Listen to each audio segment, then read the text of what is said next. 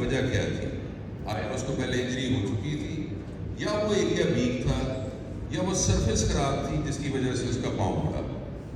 پھر preventive measures آ جاتے ہیں۔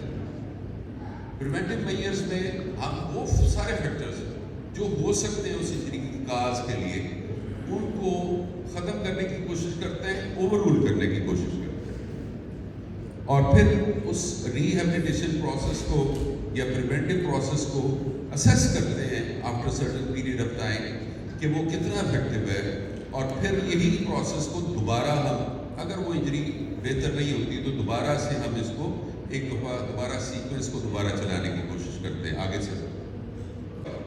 سو یہ سارے فیکٹرز ہیں کہ آپ پریونٹ کس طرح کر سکتے ہیں۔ ایک اچھا پلیئر جس کی پروفیشنل لائف میکسیمم 8 سے 10 سال ہوگی، کیوں فرید صاحب میں صحیح کہہ رہا ہوں؟ ایک پروفیشنل پلیئر جو ہے وہ اسی طرح ہوتا ہے، پروفیشنلی اس کی پروفیشنل لائف اتنی ہوتی ہے جو ایک فلمی ہیروئن کی ہوتی ہے۔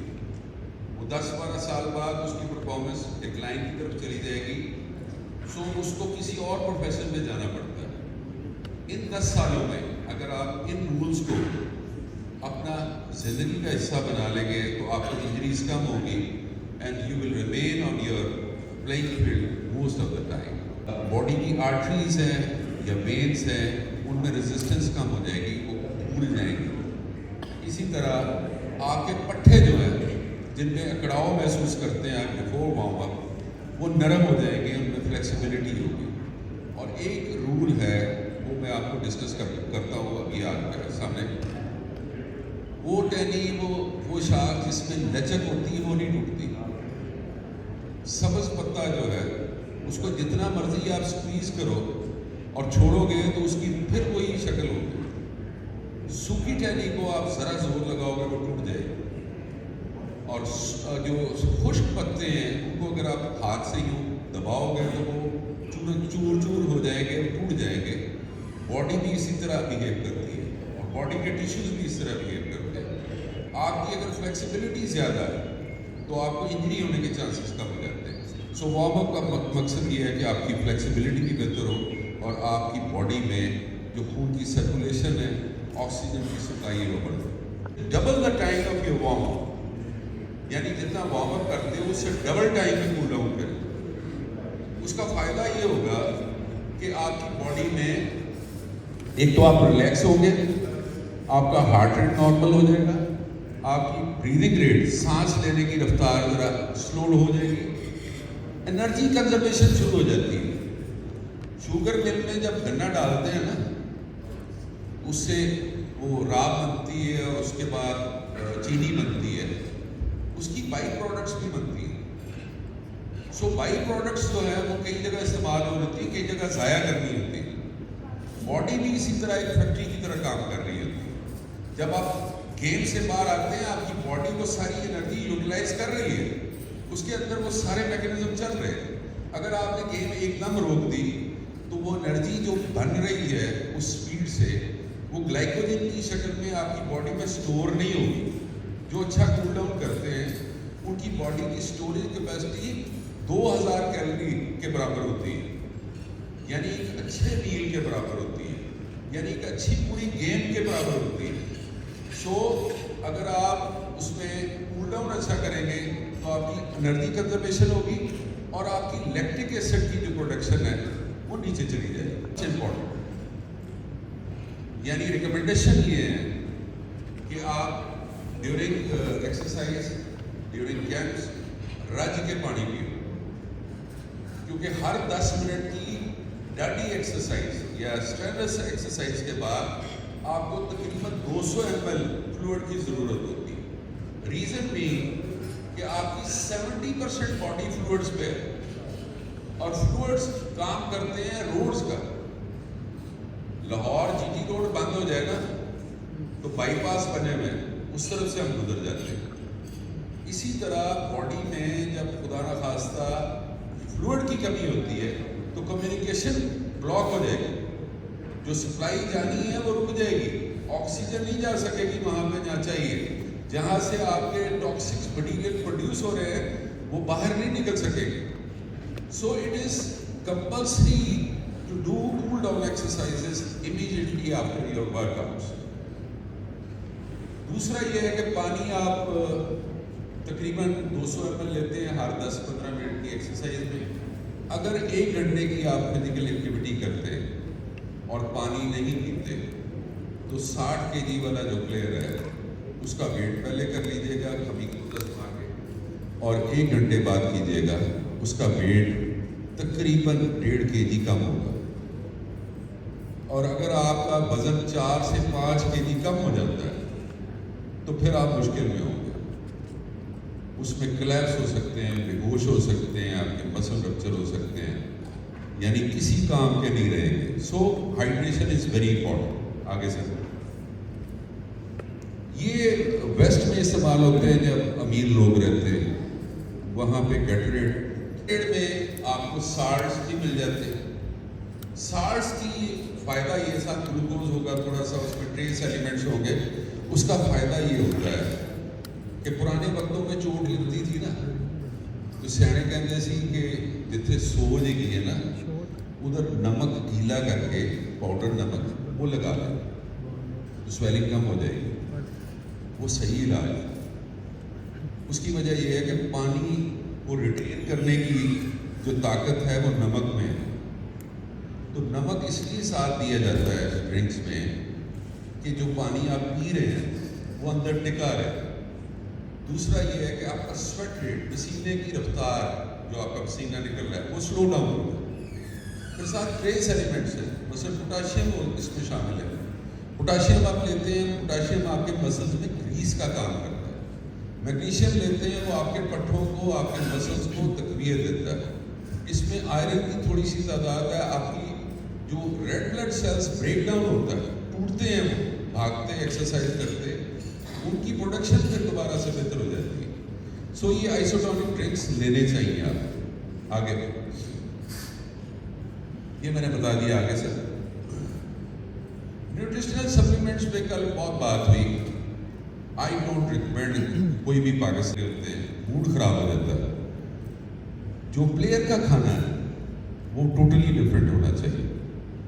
اس میں گھی کم ہونا چاہیے, اس میں مسالہ کم ہونا چاہیے, اس میں اور چیزوں کو تناسب کے ساتھ اس طرح استعمال کریں کہ آپ کی 70% یا 65% آپ کی کاربوہائیڈریٹس ہوں. کاربوہائیڈریٹس نہیں سمجھ آتی. پتہ ہے کسی کو, کوئی بتا سکتا ہے واٹ از کاربوہائیڈریٹ پیچھے سے؟ جی سر ایک مثال سے یہ کہہ سکتے ہیں جو یہ 5 چیزیں بیسک ہیں ہماری خوراک میں. آٹے کی روٹی کھاتے ہیں, چاول پلاؤ بریانی کھاتے ہیں, میدے کی ساری بیکری آئٹمس ہوتی ہیں, سوجی کا حلوہ کبھی کبھی اماں بنا دیتی ہیں وہ بھی کھا لیتے ہیں. یہ ساری چیزیں کاربوہائیڈریٹس ہیں. سو روٹی اگر آپ لیتے ہیں اور کاربوہائیڈریٹس, چاول ویسے پلیئر کے لیے پھیکے چاول ہونے چاہیے. 70% ہو. کاربوہائیڈریٹ آپ کی باڈی میں فیول کا کام کرتا ہے, اور فیول وہ جو ہائی ایکٹین ہے جنہیں تو پلاسٹک انرجی دینی ہے, جو بھاگنے کے کام آئے گا. ایک دم آپ کہیں پوزیشن ٹرن کرتے ہیں, کوئی داؤ لگاتے ہیں, وہ انرجی جو دیتا ہے وہ کاربوہائیڈریٹ دیتا ہے. دوسرا یہ ہے کہ ہمارے جو, میں اس لیے وائٹامنس کو بھی ریکمینڈ کرتا ہوں. پورا تو یہ ہوتا ہے کہ وائٹامن بھی نہ لیں. میں اس لیے ریکمینڈ کرتا ہوں کہ ہمارے گھروں میں جو ہانڈی پکتی ہے اس کو اتنی دھونی لگائی جاتی ہے کہ اس کے نیوٹریئنٹس مر جاتے ہیں. یعنی پہلے گوشت کو بھونی لگتی, پھر تڑکا لگتا ہے, پھر پانی ڈالا جاتا ہے, پھر گرم کیا جاتا ہے, پھر اور مسالے پا کے پھر گرم کیا جاتا ہے, پھر پیش کیا جاتا ہے, ٹھنڈا ہو جائے پھر گرم کیا جاتا ہے. اتنے میں وہ ساری غذائیت ختم ہو جاتی ہے. جتنا آئرن پڑا ہوا ہے, جتنا میگنیشیم پڑا ہوا ہے گوشت کے اندر, وہ سارا ضائع ہو جاتا ہے. سو وائٹامنس آپ لے سکتے ہیں کسی اچھی کمپنی کا, تاکہ آپ کی باڈی کی جو ریکوائرمنٹس ہیں وہ پوری ہوتی ہیں. آگے سے عموماً یہ میں نے جنرل صاحب نے مجھے حکم دیا تھا کہ یہ بھی کو تیار کریں, تو میں نے کوشش کی ہے کہ میں کچھ چیزیں آپ کے ساتھ شیئر کروں جو پریکٹیکلی, اور یہ ورڈنگ ہوتی ہے عموماً कोच के कान च कह रहे हैं प्लेयर कि मैं थक गया हूँ, अगला मैच कैसे खेले, चलाएं sir. Revamping the performance in contact sports when time is limited. थोड़े टाइम में किस तरह आप बॉडी को दोबारा तैयार कर सकते हैं, इसमें 2, 4, 5 चीज़ें वेरी इंपॉर्टेंट है, वो मैं आपको बताना चाहता हूँ। जो बेसिक है वो तो मैंने आपको पहले कर दिया कि फिजिकल कंडीशनिंग अगर आपकी अच्छी है, उसमें क्या आता है, स्ट्रेंथ है, एंड्योरेंस है, एजिलिटी है, स्पीड है, पावर है, टारगेटेड ट्रेनिंग प्रोग्राम्स है। फिर इसी तरह स्किल डेवलपमेंट, यानी आप जो दाव पेच सीखते हैं, आप टेक्निकल जो आपको चीज़ें बताई जाती हैं उन पे अबूर होगा तो इंजरी कम होगी। वो क्या है, sports specific mastery through practice, drills and coaching, mental toughness, आपका फोकस अगर गेम पे है, अगर आप अलाइंड हो, आपकी डाइवर्शन या डिस्ट्रैक्शन नहीं है, यूट्यूब या टिकटॉक में ज़्यादा ध्यान नहीं है, गेम पे फोकस है, तो डेफिनेटली आपकी गेम इंप्रूव होगी। विजुअलाइजेशन क्या होती है कि आप दिमाग में से ड्रिल्स बना रहे होते हैं। ये जो हमारे एलीट हॉकी प्लेयर्स हैं, इनसे जब मेरा इंटरेक्शन होता रहा, और जो क्रिकेट के पुराने प्लेयर्स हैं, वो कहते थे ऐसी ख्वाब भी हॉकी दे देखते थे। सो जब आप ख्वाब अपनी गेम का देखना शुरू करोगे तो डेफिनेटली इंप्रूवमेंट आती जाएगी, वो विजुअलाइजेशन आपके अंदर आती जाएगी। कि इसको स्लाइड पर थोड़ा सा आ सकती है, फटीग है, फटीग हो जाता है प्लेयर, हो जाते हो कैंप्स में। यस,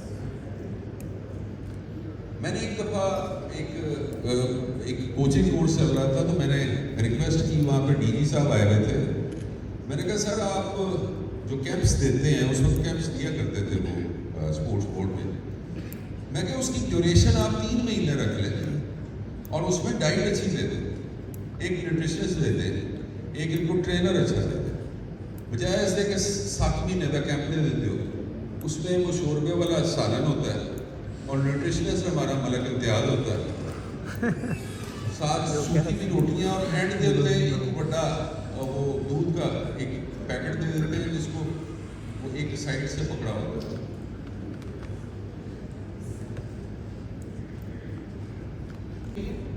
कभी ये चाहता है कि खेलने ना खेलें, ट्रेनिंग ना करें, ये फीलिंग डेवलप होती है। सो फटीग को इस तरह डिफाइन किया गया है कि sense of continuing tiredness with the period of sudden and overwhelming lack of energy or feeling of exhaustion that is not relieved or fully relieved following rest or sleep. एक feeling होती है, थका हुआ मैं, कमज़ोर हो गया, इसका मतलब है आप फटीग हो गए। तो ऐसे फटीग प्लेयर को मेरी कोचेस से रिक्वेस्ट है, अगर वो कहें और आप फील करें कि वो फटीग हैं, तो उनको रेस्ट दे दें। 1 दिन 2 दिन का रेस्ट देने से उनकी परफॉर्मेंस बेहतर होगी, वरना वो इंजरी की तरफ चले जाएंगे। आगे चलिए। 2 किस्म की फटीग होती है, एक फिजिकल है और दूसरी मेंटल फटीग है।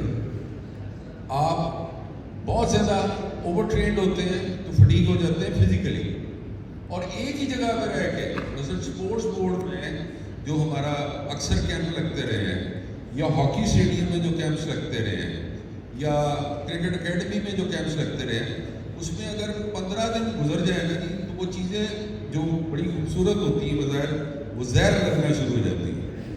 इसका मतलब है आप मेंटली फटीग्ड हो गए। सो यू नीड चेंज, उसको थोड़ा सा रिलैक्सेशन देने की ज़रूरत है। आगे चलिए। मंजूर साहब जानते होंगे मलेशिया में मौसम बहुत बुरा होता है, तो वहाँ पे हम वार्म अप करवाते थे सिर्फ 4 या 5 मिनट, उसमें स्वेट आउट हो जाते थे। सो अगर आप बहुत ज़्यादा हीट या ह्यूमिडिटी में आप एक्सरसाइज करते हैं तो फिर भी फटीग बहुत जल्दी होगी। मेंटल स्ट्रेस, बिजली का बिल ज़्यादा आ गया, और you are the bread winner of the family जो आजकल चल रहा है, तो आप जल्दी फटीग हो जाएंगे, कोई चीज़ चंगी नहीं फील करते, रिलैक्स हो जाते हैं, खुश लगना शुरू हो जाता है। मेंटल हेल्थ सिम्टम्स कोई डिप्रेशन या एंजाइटी या अगले मैच की जो आपको फिक्र है वो थोड़ी कम हो जाएगी। आगे चलिए सर, थोड़ा सा जल्दी कर लें जैक साहब, टाइम कर लें। शावर इसके बाद जो देते हैं उससे रिलैक्सेशन होते हैं मसल्स के, टेंशन रिलीज होती है और सर्कुलेशन इंप्रूव करती है। एकदम ठंडे से निकाला आपने सर, बस सिर लो, उसके बाद आपने शावर दिया तो उससे मसल फिर आपके वेसल्स जो हैं वो एक्सपैंड होंगे, स्क्वीज पहले सुखड़े हुए थे, एक्सपैंड होंगे, लैक्टिक एसिड कम हो जाएगा, ऑक्सीजन सप्लाई बेहतर हो जाएगी, आपकी बॉडी रिलैक्स हो जाएगी, आपकी बॉडी में जितनी भी अकड़ा हुआ है वो खत्म हो जाएगा। आगे से उसके बाद आपने एक्टिव स्ट्रेचिंग करनी वार्म अप के लिए, यानी आपने ये करवा लिया, उसके बाद स्ट्रेच करवाएं प्लेयर्स को अच्छी तरह, वो स्ट्रेच करेंगे, खुद अपनी जितनी भी मैनूवर्स हैं वो करेंगे, और उसके बाद शॉर्ट स्प्रिंट्स अगर लग सकती हैं, वरना उसको प्लायोमेट्रिक्स करवाएं ताकि उसकी जो हार्ट की जो कार्डियो है प्रेपरेशन वो भी साथ हो जाए। आगे सर, अपने आप से पॉजिटिव बात करो। जमीन पे एक लकड़ी का तख्ता रख देना जी 6 इंच का, और मैं सारे हॉल को कहूँ कि यहाँ से लेके वहाँ तक आपने उसके ऊपर चलना है, सारे चल रहे हैं। उस तख्ते को मैं 50 फुट ऊपर ले जाऊँ तो शायद 1 या 2 चल सके, और अगर 200 फुट ऊपर ले जाऊँ तो कोई नहीं चल सकेगा। सो वो जो चल रहे होते हैं रास्ते पे, वो प्रैक्टिस भी होती है, लेकिन उनको कॉन्फिडेंस होता है, एतमाद होता है।